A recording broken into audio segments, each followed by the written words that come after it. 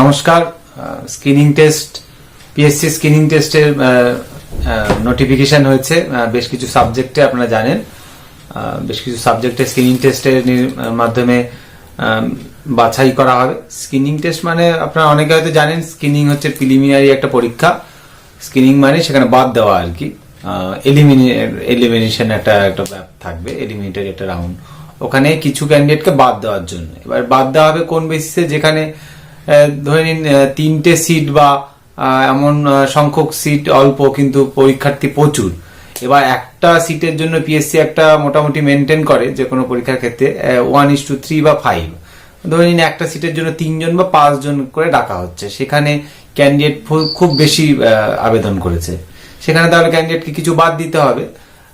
এই এই এই নিরিখে আর একটা শোনা যায় যে, এটা জেনেছিলাম যে যখন ওই 100 জনের অধিক একটা ক্যান্ডিডেট হয়ে যায় বা একটু বেশি মাত্রার সংখ্যক ক্যান্ডিডেট হয়ে যায়, তখন ইন্টারভিউ বা ভাইভা ভয়েসের মাধ্যমে নিয়োগ করতে তার একটু অসুবিধা হয়, অনেক দিন ধরে করতে হয় অথবা অনেকগুলো এক্সপার্টকে আনতে হয়।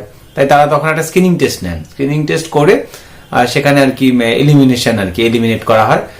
সেইখানে স্ক্রিনিং টেস্টের নিয়ে যেসব কোশ্চেনগুলো, সেটা নিয়ে এক এক করে কোশ্চেন নিয়ে একটু বলি। এই কথাগুলো মূলত যে কোনো সাবজেক্টের ক্ষেত্রেই প্রযোজ্য। যে কোনো সাবজেক্টের স্ক্রিনিং টেস্টে প্রথমত যে স্ক্রিনিং টেস্ট কি সব সাবজেক্টে হবে কিনা, স্ক্রিনিং টেস্ট সব সাবজেক্টে হতে পারে যদি সাবজেক্টের ওই একটাই কথা, অ্যাপ্লিক্যান্ট যদি অধিক সংখ্যক হয়। মূলত যেটা জানা গিয়েছিল, এটা পিএসসি কোনো কিছু ডিক্লেয়ার করে না এইভাবে যে ইন্টারভিউ এরকম এটার জন্য এত মান, এটার জন্য এত মান বা এত পে পাস।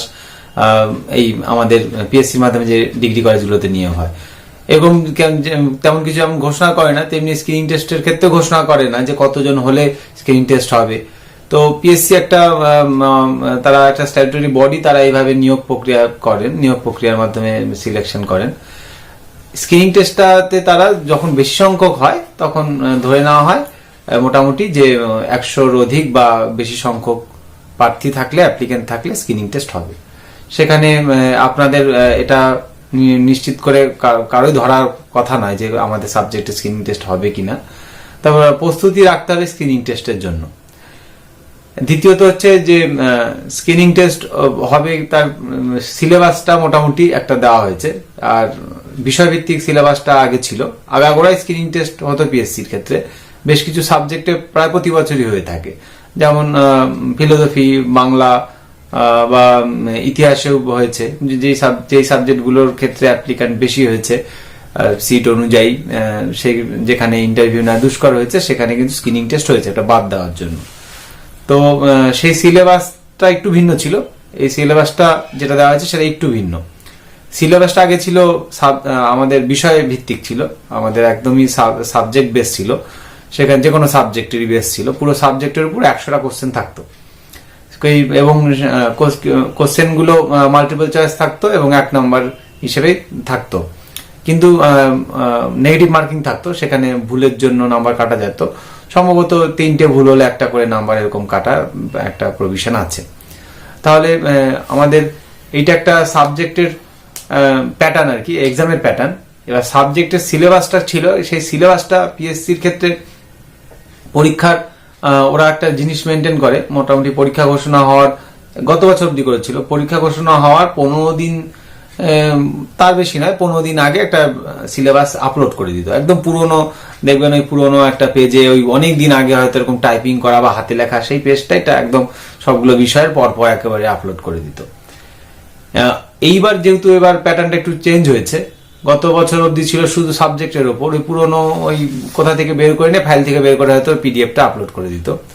সেইটা আপনারা খুঁজে পেতে পারেন, পিএসসির ওয়েবসাইটে পেতে পারেন। পিএসসির ওয়েবসাইটে আবার আপডেট হয়, সেগুলো নাও থাকতে পারে। যদি কারো কাছে থেকে থাকে পিডিএফটাকে, যদি গত বছরের কোনো প্রার্থী থাকে ডাউনলোড করে থাকে, সফল হয়েছে বা পরীক্ষা দিয়েছেন, তার কাছ থেকে আপনারা নিতে পারেন। সিলেবাসটা কিন্তু রিমেন আনছে, যে একই থাকে। মানে আমি দেখেছি আমার অভিজ্ঞতা এবং আমাদের দাদাদের কাছ থেকে চেয়েছি, ওই একই সিলেবাসই, আমিও 2বার দিয়েছি, একই সিলেবাসই ওই থাকে, একই সিলেবাসই থাকতো আর কি, বিষয়ের সিলেবাসটা।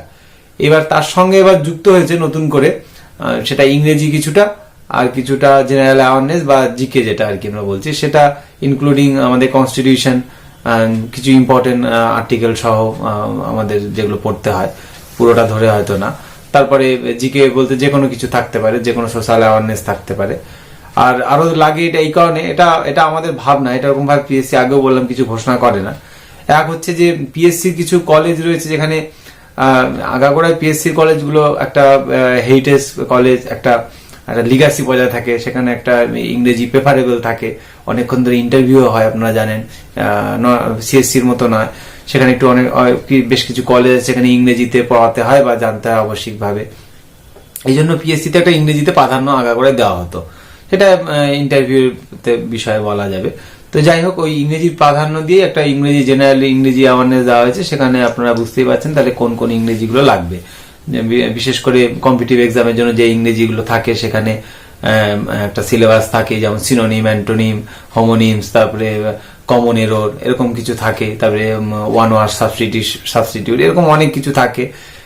সেগুলো একটু দেখতে হবে। যে কোনো জেনারেল ইংলিশ অ্যাওয়ারনেসের বইতে আপনারা পেয়ে যাবেন, বা গ্রামার বইও পেয়ে যাবেন। পিকে সরকার গ্রামার বই এই ক্ষেত্রে উল্লেখযোগ্য, অন্যান্য বই থাকে না এরকম হয়তো সিনোনিম, অ্যান্টোনিম।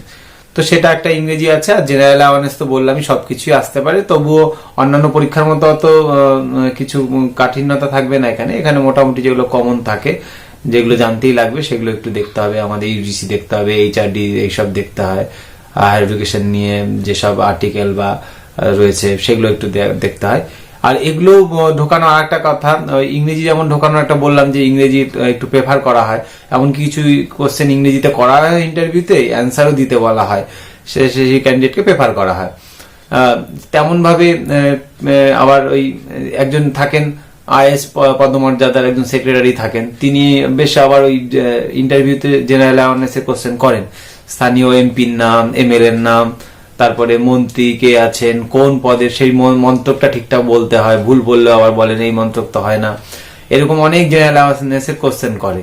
বা নোটেবল কি আছে, আপনাদের এলাকার কোন ব্যক্তি আছে, কোন স্থান আছে, এরকম অনেক কিছু জেলা সম্বন্ধেও ধরেন, কিন্তু পিএসসি তে ধরা হয়, যেহেতু মোটামুটি ইন্টারভিউটা 8 ঘন্টা থেকে 40 মিনিট অবধিও কিন্তু দীর্ঘায়িত হয়। তো এই কথা দুটো মাথায় রেখে তারা হয়তো আগেই স্ক্রিনিং টেস্ট দিয়েছেন। এটা যারা জানেন অভিজ্ঞতায় তাদের কাছে জানতে পারবেন আরো। তাহলে এই একটা সিলেবাসের ধারণা হলো, যে সিলেবাসটা, বিষয় সিলেবাসটা পুরনো যারা ক্যান্ডিডেট রয়েছে তাদের কাছ থেকে নিতে পারেন, বা পিএসসির ওয়েবসাইটে এখন পাওয়া যাচ্ছে কিনা জানি না, একটু খুঁজে দেখলে দেখতে পারেন সেখানে পুরনো সিলেবাসটা আছে কিনা। বিষয় সিলেবাসটা একই থাকে এবং সিলেবাসের থেকে পুরোটা কভার হয়, পুরোটা একদম। মনে করেন প্রত্যেকটা থেকে, যেমন ফিলোসফি, সাইকোলজি থেকেও 2টো কোশ্চেন থাকে, আবার সোশিও পলিটিক্যাল থেকেও থাকে, যা থাকবে সিলেবাস তার মধ্যে থাকবে। সিলেবাসের আবার বাইরে থেকে কোশ্চেনও হয় না, এটাও ঠিক। কিন্তু ওই নেগেটিভ মার্কিং এর কথাটা মাথায় রেখে পরীক্ষাটা দিতে হবে, যেহেতু এটা স্ক্রিনিং টেস্ট এবার কারা ডাক পাবে, আমরা ডাক পাবো কিনা, 55 এর গেরো ওখানে আছে কিনা।